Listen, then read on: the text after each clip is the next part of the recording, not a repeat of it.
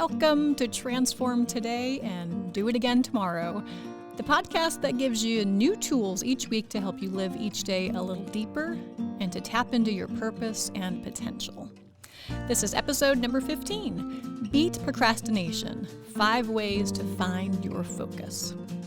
Hey, my name is Rebecca Ryan. I'm a certified life coach. Now, what that means is I work with clients who feel stuck in some way. So we look at all aspects of their lives and we zoom in on the parts that kind of feel rusty. I then ask clients deeper questions for them to find the answers for themselves of what they want to do to get unstuck. So that's pretty much what life coaching is in a nutshell. And during these conversations, we always talk about focus. Focus is that ingredient that it has to come up in any conversation. If you're talking about how you feel stuck and how you want to change your life, you got to talk about focus. Focus, focus, focus. It's just one of those topics that it has to nudge its way into conversations, right? Because without it, especially if you're talking about life coaching, without focus, ideas and plans that you have, they never take off. They're just fluffy, fun talk, right? You can't take action if you don't have focus. So every day, we all have to find our focus. No matter what we're doing, no matter if we have jobs, if we're stay-at-home parents, it doesn't matter. You got to find your focus. Whether you're doing small tasks at work, you're cleaning the house, you're raising kids, you're volunteering, you're maintaining relationships, or maybe you're working toward a really big goal that you have or a big accomplishment that you want to reach.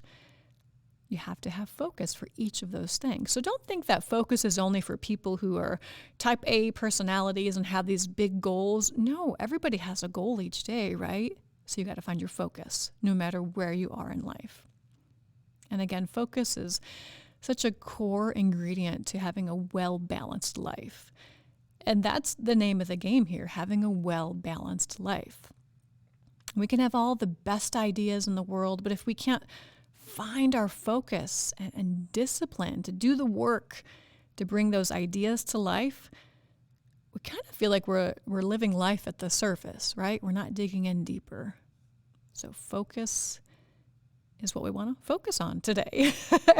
And in every episode, the tools or topics we discuss, they're almost always kind of intertwined or built upon tools and topics from other episodes.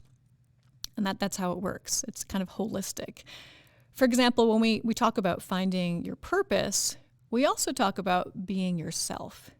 You can't find your purpose if you're not being your authentic self. When we talk about being your authentic self, we might also talk about setting goals. And then when we talk about setting goals, we got to talk about focus.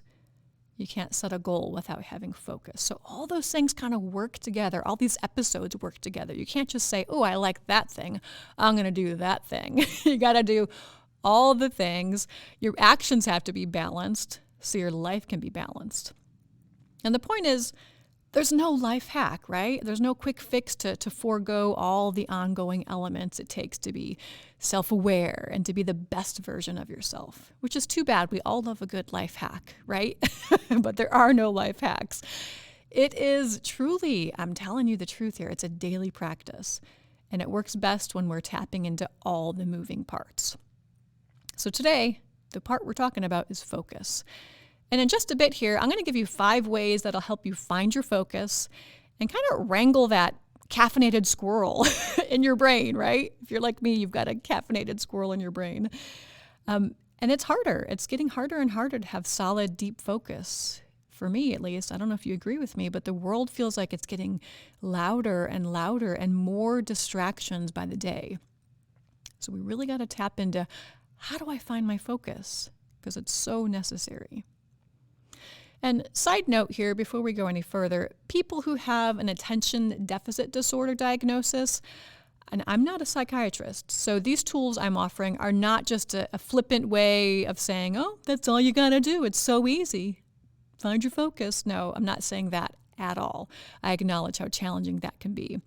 So the tools being offered here today are just a way for anyone from any walk of life to just merely consider. We're all wired differently, and for me, it's really empowering when I can sort of crack the code and understand what my brain needs.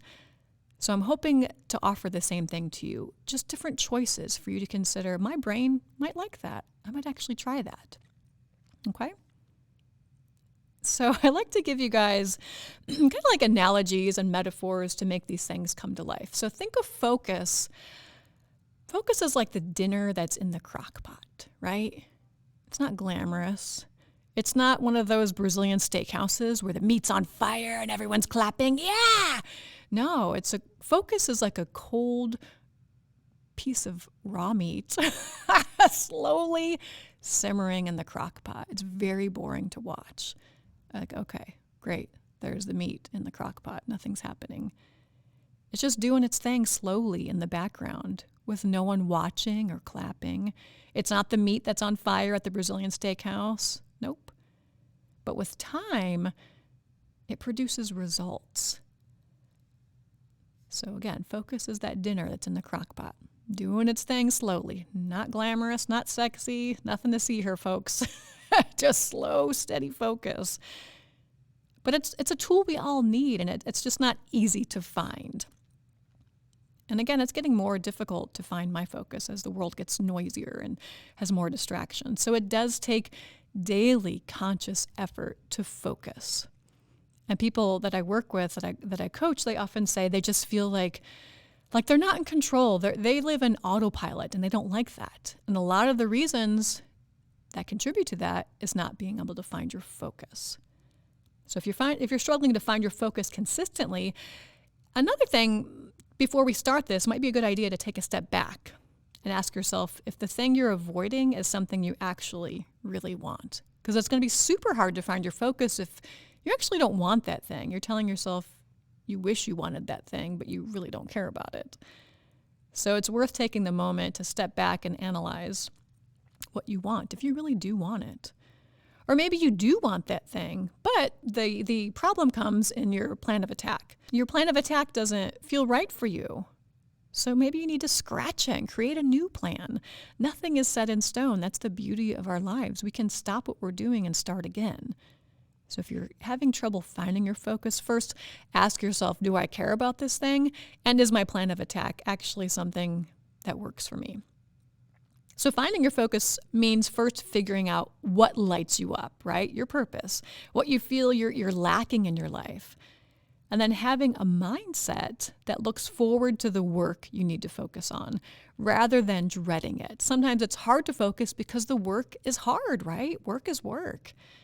But if we can change our mindset to be like, okay, this is the step today. It's good. I'm full of pleasure and honor to do this work. So what might that look like? Looking forward to the work, looking forward to breaking it down to focus day by day. Here's an example of a scenario for you so you can kind of think of what that looks like. Say you want to organize your closet. A lot of people say they feel disorganized and they don't know where to begin. Maybe you've been buying way too many things and you don't even know what's in your closet anymore. But every time you walk past it, it overwhelms you. You tell yourself, I really should clean it. But you put it off for another day because there are a million other things that are way more fun, right? than cleaning your closet. Not fun. But the next day, the same thing happens. Day after day, same thing. Blah, I should clean that. But you don't. So if you keep choosing to avoid it, maybe it's just not important enough for you to focus on. Maybe it's actually not bothering you at all. But I would argue it probably is if you keep noticing it every day and you're kind of feeling it in your gut. That's a good sign that it's bugging you. So again, it's worth the time to do some questioning of yourself of like, why is this bothering me? Why am I not bothered enough to do anything about it, right? Maybe it's because you don't feel organized. And when you don't feel organized, you feel like your life is not in control. Another reason might be maybe you feel ashamed that you're holding on to smaller clothes that you promised yourself you'd fit into, but it's been 5 years. And you feel like if you donate the clothes, you're admitting defeat. Anybody? This is real and it's okay. The point is to sit with yourself and figure out what's going on behind the scenes. And the list can go on and on about why we're avoiding things. But the key here is to not be ashamed of it. We all struggle with procrastination. Procrastination is glorious. We all love it. We all give into it. But if we can find the power to kind of peek behind the curtain and say, why are we avoiding it? Man, that's powerful information.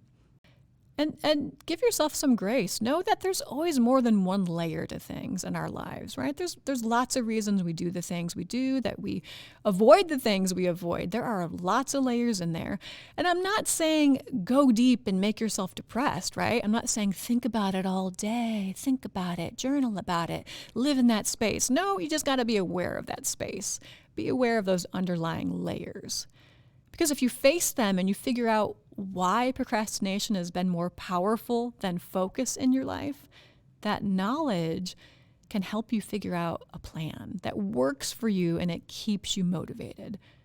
So again, figure out why procrastination has been more powerful than focus. Maybe it's simply as you like having fun. So we know that you need to work on your mindset of how you look at work. Maybe you need to work on work should feel like fun to me. I got to change that mindset.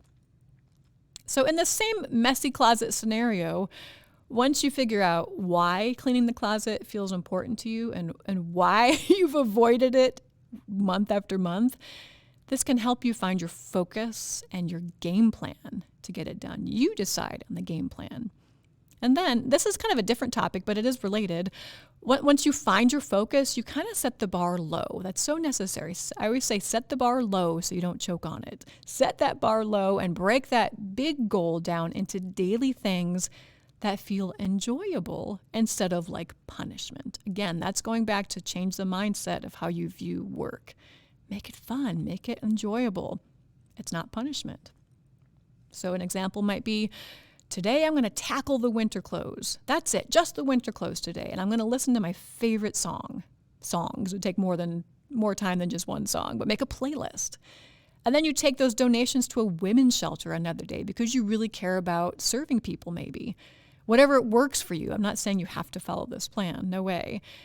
But it will light up that part of your brain where you're like, okay, I'm doing something, rather than just letting these silly clothes collect dust. I'm helping a woman who might be a single mom who needs this business suit for her career. You're paying it forward. The point is to infuse the process with more depth and fulfillment, right? So cleaning out your closet isn't just this task you got to scratch off your list. It's not this dark cloud that casts a shadow over your life anymore, right? It can be a small problem you take control of rather than this thing that consumes you. And you can do it in your way that feels good for you. But to do this, you got to find your focus. You can't just talk about, I got to clean that closet. Nope. Find your focus, find your game plan, break it down into small daily bites. And no matter what area in your life you're struggling to find focus in, know that there are tools that might help you if you stick with them consistently. That's the magic word here, consistently, which is difficult, right? It's hard to really find your focus day after day. But these tools I'm going to offer, they can be used if you're working toward a big goal, if you really want to shake your life up.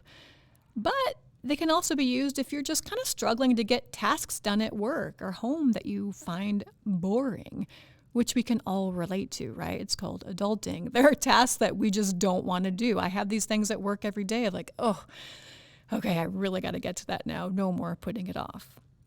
You know those tasks, right? The things that you just keep putting off and you think, oh, well, I'll find the time tomorrow. But then by the end of the week, you kind of feel sick inside. You're like, I still haven't done those things. How is this snowballing? How is this piling up, right? Do you know what I'm talking about? I hope I'm not the only one here who struggles with this. But these tools are going to help you really find your focus to tackle those things or big things that you really have your sights set on.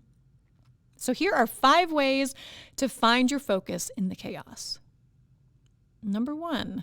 Rely on a routine. Yes, not willpower. Sometimes we kind of struggle to find our focus because, like I said, starting a project or a goal, that's always the hardest part of any journey, starting it.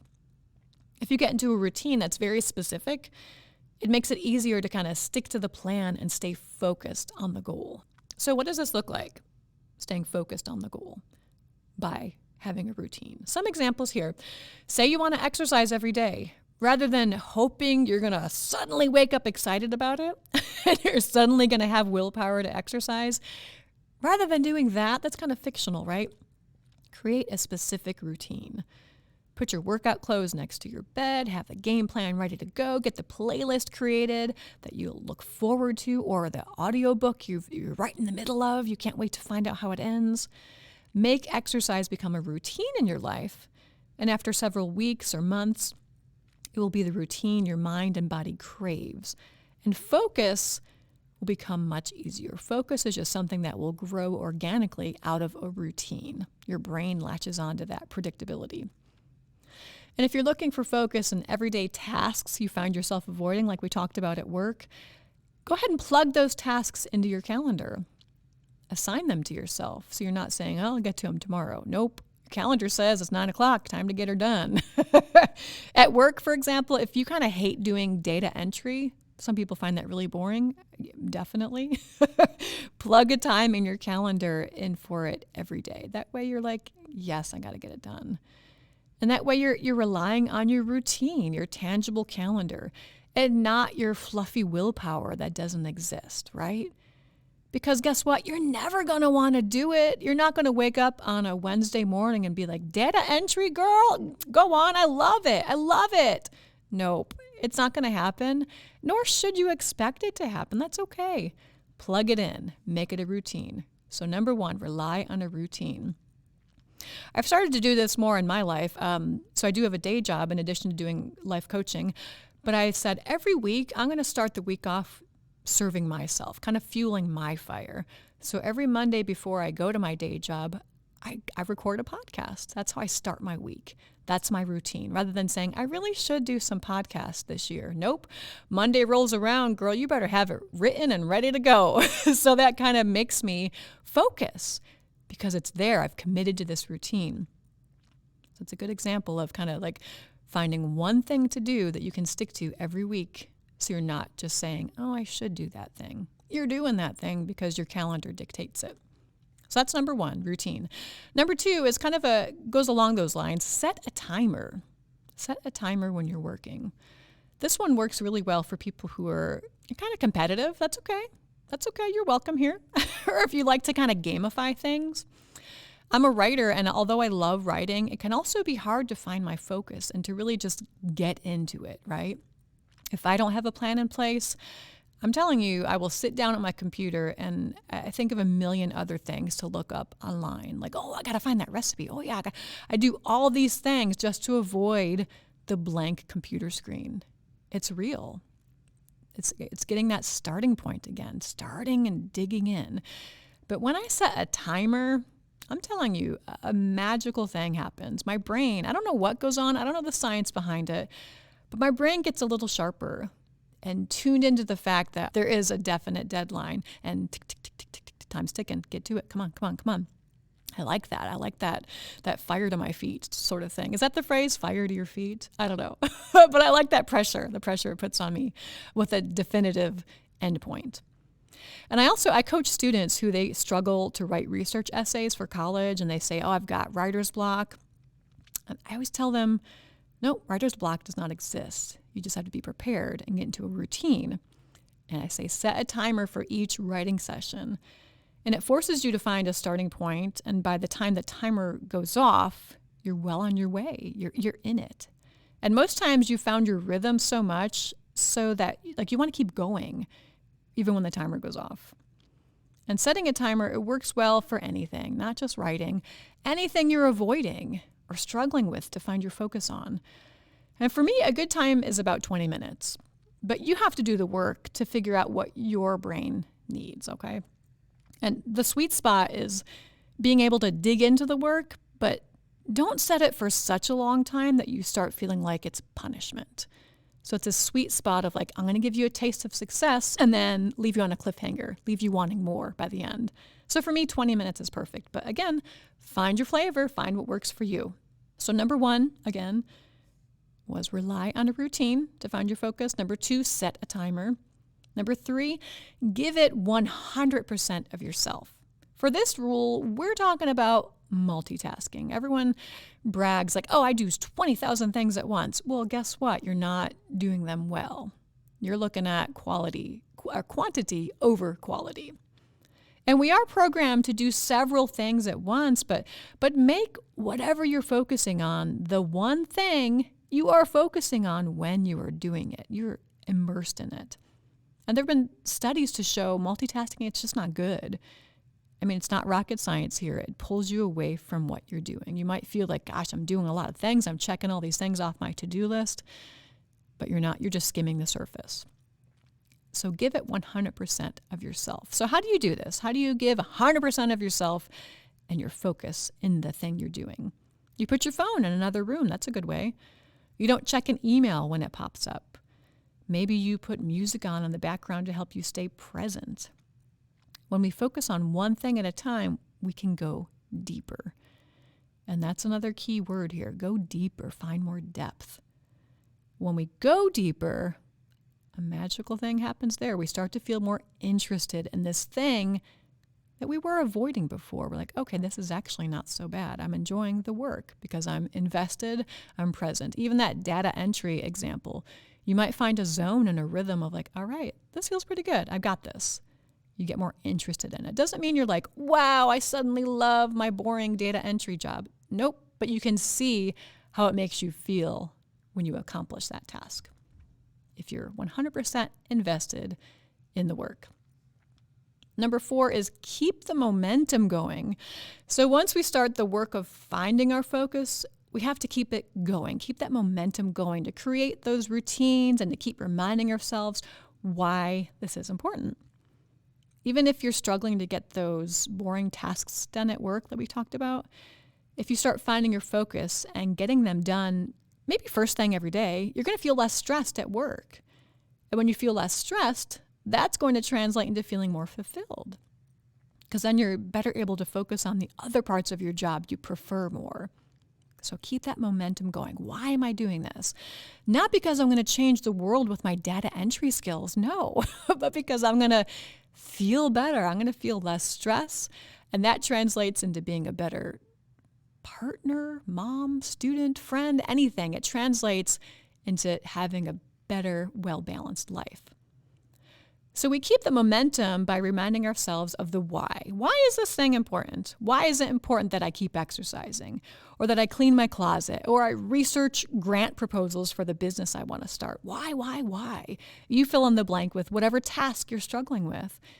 But always know why you're doing it to help keep logs on the fire, right? I always say, have a fire in your belly and figure out what logs are going to go on that fire. And these logs are the why. Why am I doing this? Oh, I know why. Yes. This is important because finding your focus, man, it can feel so easy one day. And then the next day, it's gone. Your focus is totally gone. And who knows why? There's lots of reasons for that.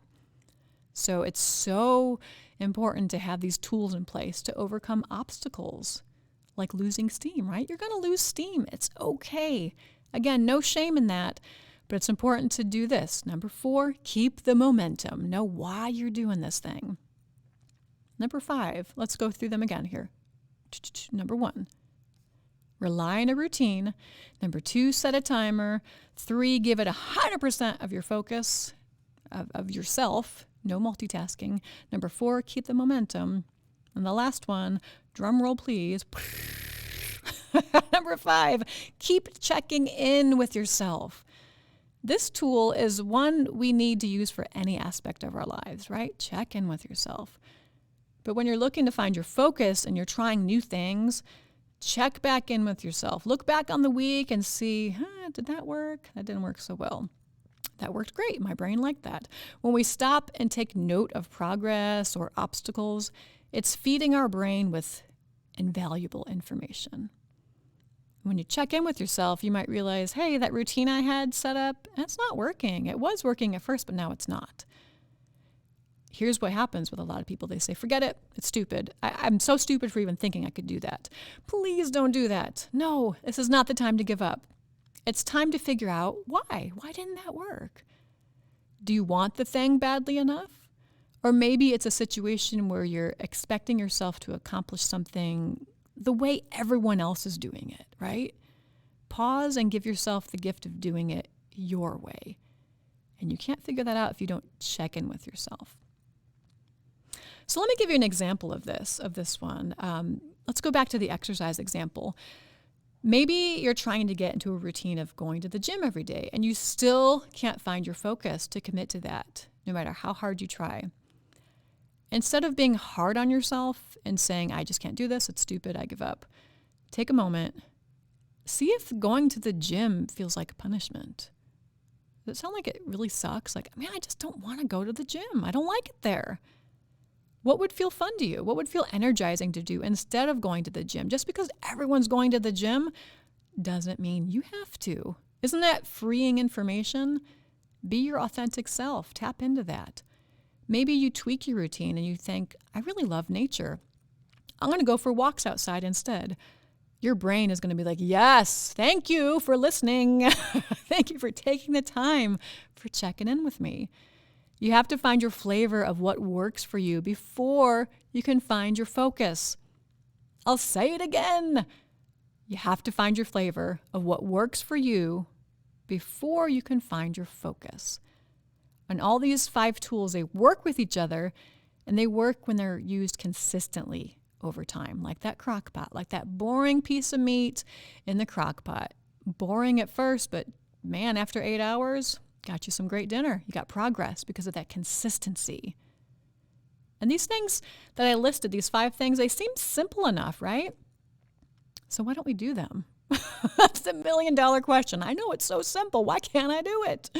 Well, one thing is because doing the work it's work, right? Work is work. And we're set up to be like, it's so difficult. I've got so much going on. And it's just more fun to be distracted by a cat meme or to like play fetch with your dog or get on social media. It's easier to do those things. We can't fail at those things, right? That's another thing. If we're afraid of failure, we're not going to find our focus. Got to address those fears. But in addition to doing all these steps to find and maintain focus, it's also important to, again, rewire your mindset about the work it takes. If you're dreading any kind of work, you have to figure out why. We have a choice here. Focus can feel like you're punishing yourself, or focusing can feel therapeutic. Like, ooh, I'm finally doing that thing I said I would do. I'm tapping into it. It's like exercise or like a massage for your brain. Like, I'm doing this thing. It's wonderful. If we put our brains in the zone of focus and really loving what it feels like to focus, and we dive deeply into something, finding that focus over and over again every day, it becomes easier and something we don't think about anymore because we've proven to ourselves not only that we can do it, but that it really does feel great. And that morsel of progress we make each day adds up to a more meaningful life in different departments, different areas in your life. It definitely translates to other areas. Okay, so that was a lot. Again, I'll go over them again. 5 little tools that you can take away with you. And again, find the one that kind of speaks to you. Rely on a routine. Think about that. Think about the one thing you want to focus on this week. And then rely on a routine or set a timer or do all of them or do one, set a timer. Number 3, give it 100% of yourself. And number 4, keep the momentum. Number 5, keep checking in with yourself. Can you do one of those things? And again, they all work together as a holistic unit here. So I know I always tell you this, but again, now that the episode is over here, I want you to set a timer for 10 minutes now. Jot down your thoughts that are now stirring in your mind. What do you want to focus on? What are you avoiding? What are you procrastinating about? Where do you need more focus? What's been stopping you? Do you really want to achieve this goal? Or maybe you're thinking like, I wish I wanted to, but I really don't. That's okay too. How freeing would that information be? Then you can put your focus on something else that actually does matter to you. Which of these 5 tools I told you about feels most interesting and accessible for you? Think about it. Don't edit yourself. Again, no one's ever going to read what you're writing. Jot it down just to see what's going on in your brain today. Once you find your focus and you figure out what your unique brain needs to focus, That can be the thing that catapults you to the next level. Okay? But it takes time. It takes a moment to sit down and say, what do I need? Why am I avoiding it? What am I going to do to take action this week? Thanks so much for listening. I appreciate it so much. I really hope something has helped you today.